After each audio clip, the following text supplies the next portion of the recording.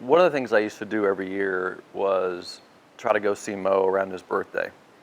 And I would spend some time, sometimes we'd play golf, sometimes we'd go hit golf balls and whatnot. And we knew at this time that Mo wasn't doing well as far as with his health. So I knew this would probably be the last time that I ever saw Mo or had time to play golf with him.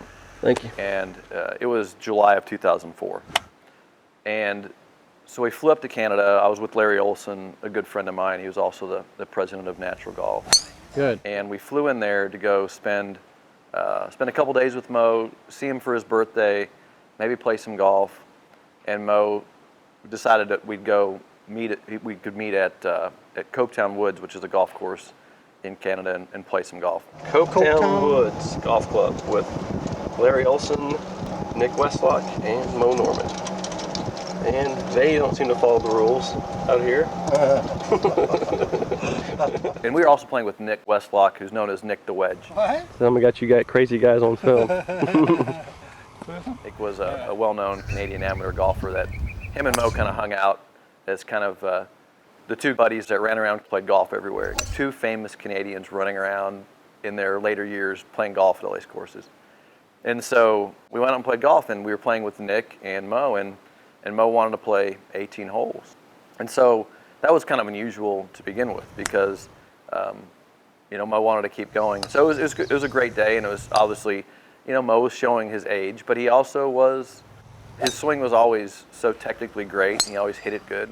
Yeah, feels better, huh? He made some incredibly long putts during this round.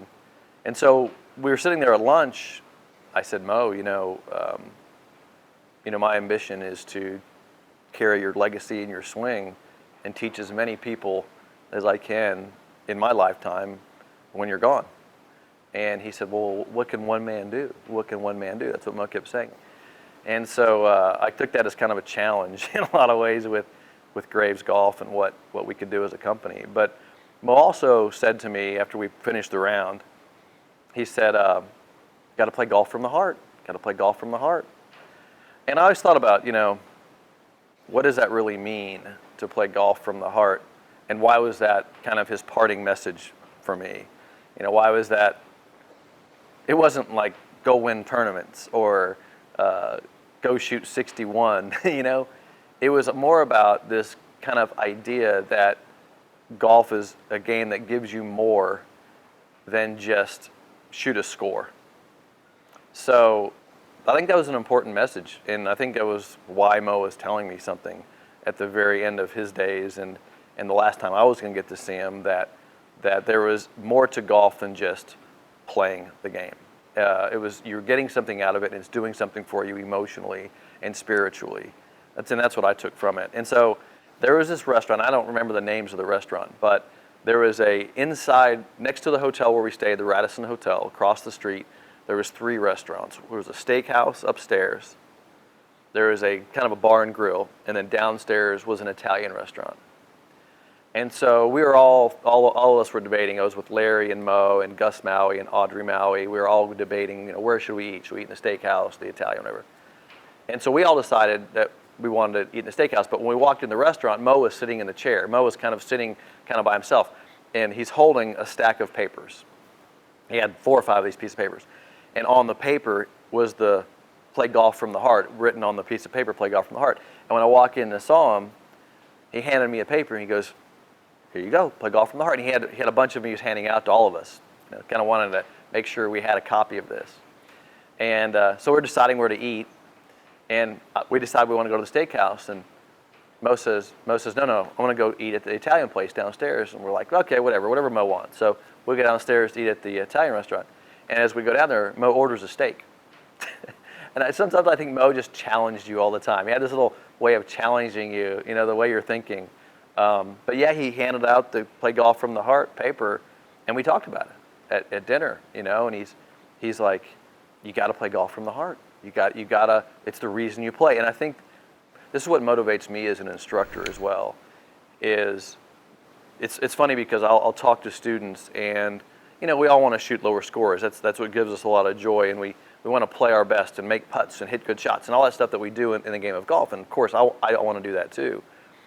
But there's always the reason we play, and then the reason behind the reason that we play.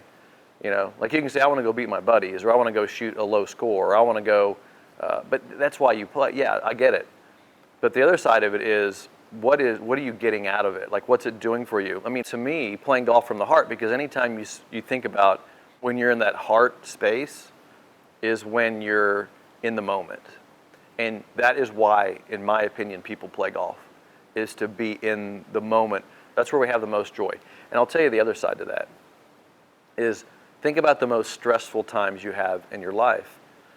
Thinking about the future, thinking about the past, thinking about what might happen.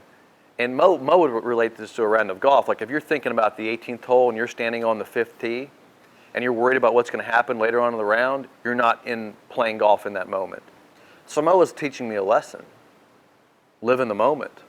Play golf from the heart. Live your life from the heart. And a lot of people say, well, wasn't it great getting to know Mo and spend time with Mo? You had to listen to Mo. I mean, it wasn't just about golf. I mean, it wasn't just about, hey, he helped you with your swing, which to me, that's the reason I approached him in the first place. I wanted to be a better golfer, but a better person. I mean, Mo intuitively understood this stuff. He intuitively knew this stuff. And I think that's what golf did for him. Golf was a spiritual experience for him. It's definitely a spiritual experience for me. I know that when I'm on the course and I'm playing, there's probably nothing more fun than that for me. I teach this in the 5-day schools. I teach about playing golf from the heart in our schools. And it's kind of, it's mostly in our 5-day programs when we have some time. And here's why. Here's why I teach it. Because people initially play golf because they want to be a better golfer, right? I mean, everybody wants, I want to hit it better, I want to chip better, I want to putt better, I want to score better. My goal is to be a better golfer. And that's great, and that's why everybody starts there. But it goes back to the reason behind the reason. If it's all about scoring low, then every time you played badly, you'd quit, right? I mean, you'd say, I can't score low, I'm done. But we don't quit. Every time you hit a bad shot, you'd quit. You'd go, no. It's the reason behind the reason that the shot felt good, but I was in the moment. I spent that time in the moment. I'm practicing in the moment. I'm playing in the moment. I'm with my friends in that moment. I'm spending time in nature in that moment. So the reason I teach this is because if you can find that space and practice from there, play from there, experience life from there, then what you're doing, you get more out of what you're doing. And you practice better, you play better, you have more fun. Because at the end of the day, it's really about enjoying yourself. And I'll give you an example. When I see people frustrated on the range or frustrated on the course, they're not in their moment.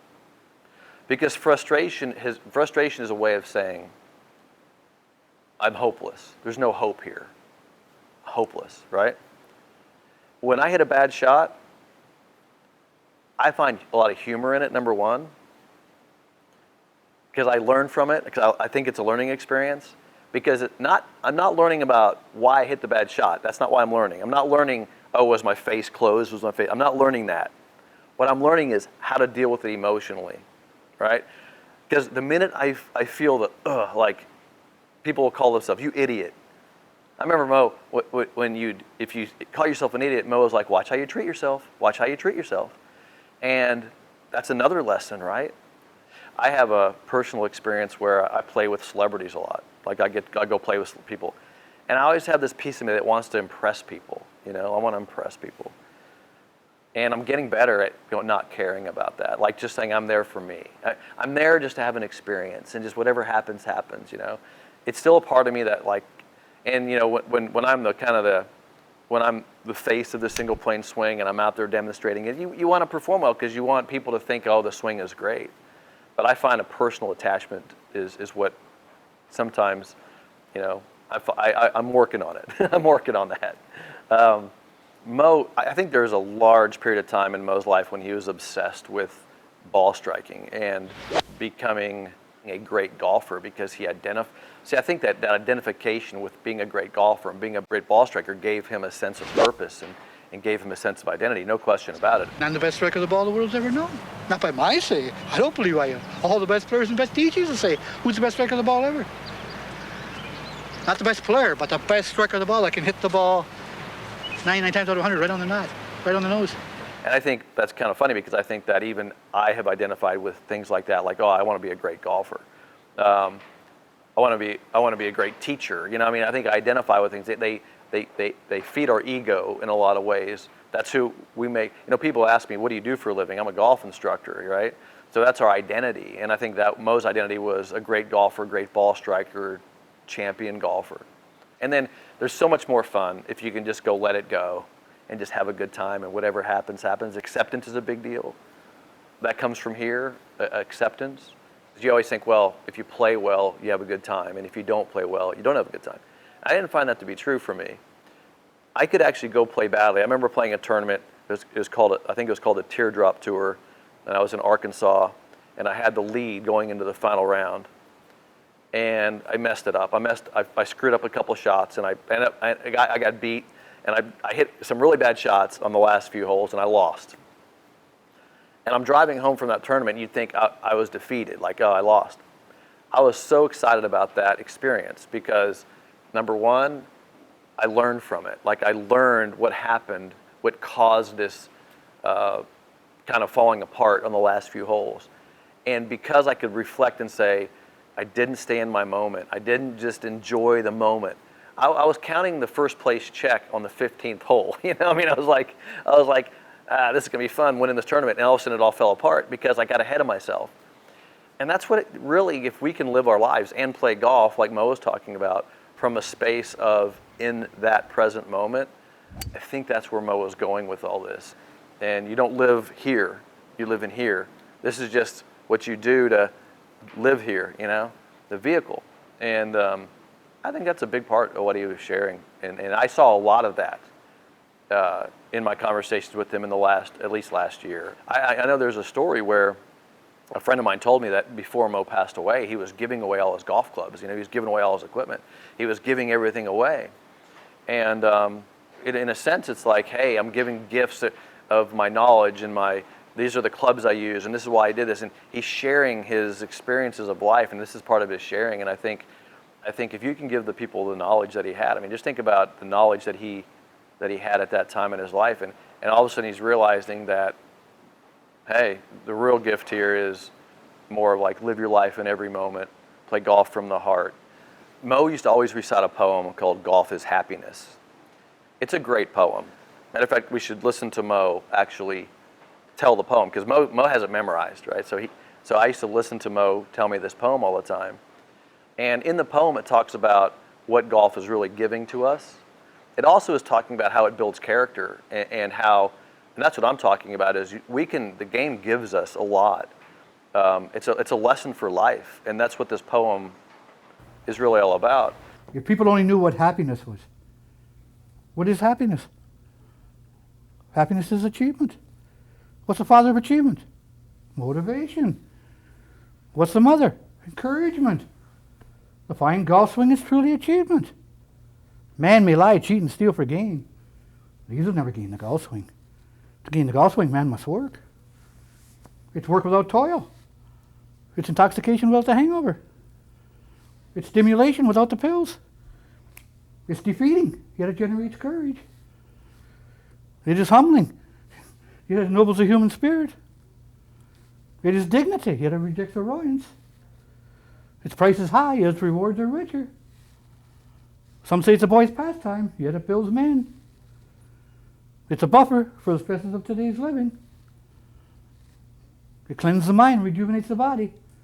There's these things and many more for those of us who know and love it. Golf is truly happiness. And boy, don't ever forget it. I have a hard time resonating with people that don't see golf this way because I'll give you an example. Everybody makes this big deal about how far we hit the golf ball, right? How far do you hit it? I don't care. I don't care. Are you finding joy in playing the game? Are you, yeah, I'm not saying don't try to get better. I'm not saying don't try to hit it as far as you possibly can under the premise that you have good technique. I'm not saying that. I'm saying Are you finding joy in your golf game? And if you're not hitting it 300 yards, are you finding that hopelessness in that, which I think is stupid. So that's why I'm like, the whole distance thing, great. If you want to hit it farther and that's all you care about and you find joy in that, great. I'm just not into that. I'm into joy in the game, hitting good shots, enjoying the moment of playing golf, enjoying the fact that I improved that much better today. Like that's what I get joy out of. I get joy out of that much improvement. And so that's, the golf is happiness poem isn't, I'm only happy if I'm hitting it 310 yards. You know, it's not that. It's golf is a sense of finding yourself, and there's so much joy in there if you let the game give back to you. And that's what the golf is happiness poem is really all about. And that's why I like it. That's why I think it's a great thing. And that's why Mo talked about it all the time. And, you know, maybe there's a piece of that where Mo was saying, hey, this is my parting message, that you can live your life in the moment. You can play golf from the heart. You can live from the heart. And this is how you do it. And I think that was really, really, I mean, it was a fitting parting message to not only have my final dinner with Mo, play my final round with Mo, and also have him give me this as this kind of final message. Kind of all works out that way.